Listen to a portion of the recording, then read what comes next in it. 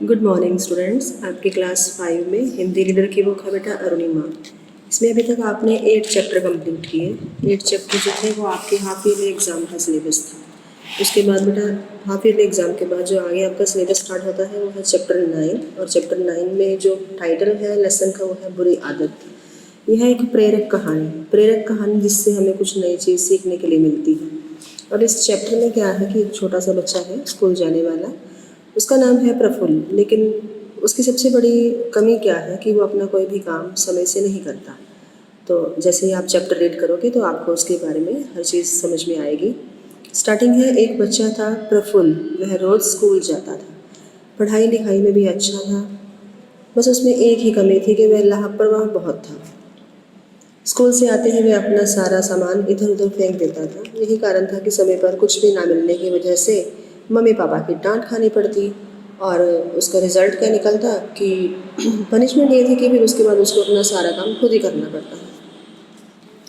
अब एक दिन की बात बता रहे हैं यहाँ पर कि एक सुबह प्रफुल्ल कई आवाज़ें लगाने पर भी जब अपने कमरे से बाहर ना आया तो उसे डांटते हुए उसके पिताजी उसके कमरे में चले गए। जब कमरे में गए तो वो हैरान, क्योंकि उसका सारा सामान कमरे में बिखरा पड़ा था। उसे डांटते हुए उन्होंने उसे उठाया और कहा कि कल ही तुम्हारी मम्मी ने तुम्हारा सारा कमरा ठीक किया था, हालत देखो इसकी, लगता है बरसों से ठीक ना हो। अब तुम्हारी सज़ा ये है कि जल्दी से उठो और 15 मिनट में कमरा ठीक करके नहा धोकर नीचे आओ, वरना बिना नाश्ता किए स्कूल जाना होगा। अब इतनी बात कहकर पिताजी तो चले गए नीचे। अब डांट को सुनकर प्रफुल्ल हड़बड़ा कर उठा, नज़र कमरे पर दौड़ाई तो देखा कि सारा सामान बिखरा हुआ था। साथ ही साथ घड़ी पर देखी तो स्कूल जाने में सिर्फ आधा घंटा बाकी था। उसी आधे घंटे में उसे अपना कमरा भी साफ़ करना था और रेडी होकर उसे नीचे भी जाना था।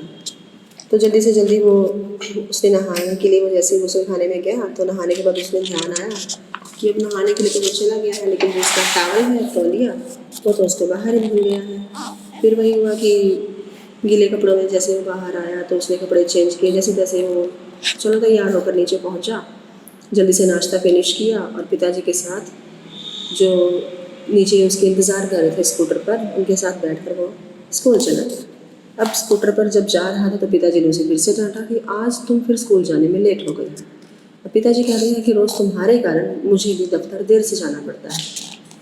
अगर कल से तुम समय पर तैयार ना हुए तो मैं तुम्हें छोड़ कर चला जाऊँगा। पिताजी की डांट सुनता सुनता प्रफुल्ल स्कूल पहुँचा। अब स्कूल में आज मैथ का टेस्ट था, मैथ का पेपर था।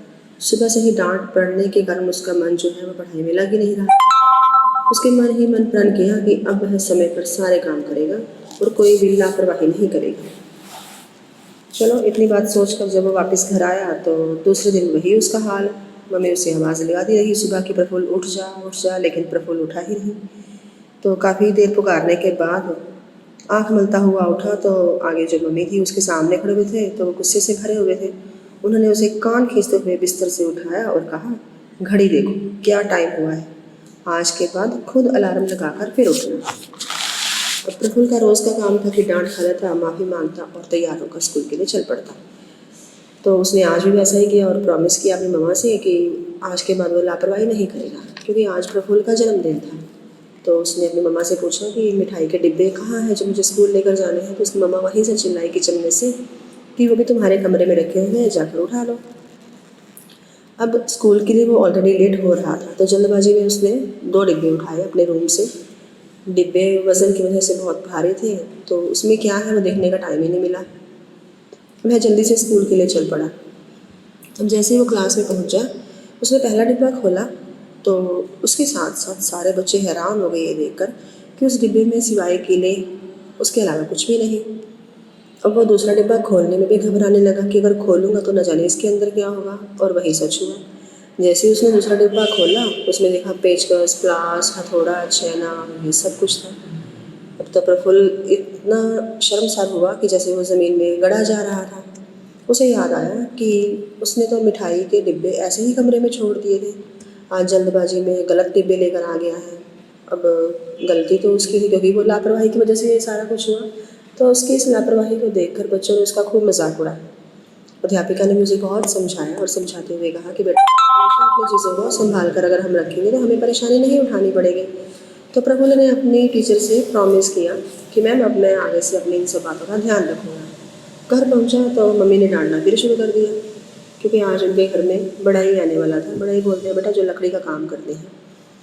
तो जब वो बढ़ई आया तो वो सारा टाइम में अपने औजारों को ढूंढता रह गया। औजार तो अब प्रफुल्ल के पास थे, उसके स्कूल में चले गए बाई मिस्टेक। तो प्रफुल्ल ने मम्मी से अपने वादा किया कि मम्मा अब मैं लापरवाही नहीं करूँगा। मम्मी को लगा कि हर बार की तरह इस बार भी जो प्रफुल्ल है ऐसे बोले जा रहे हैं, लेकिन उसकी मम्मा ये देखकर हैरान रह गई कि अब प्रफुल्ल बिल्कुल ही बदल चुका था।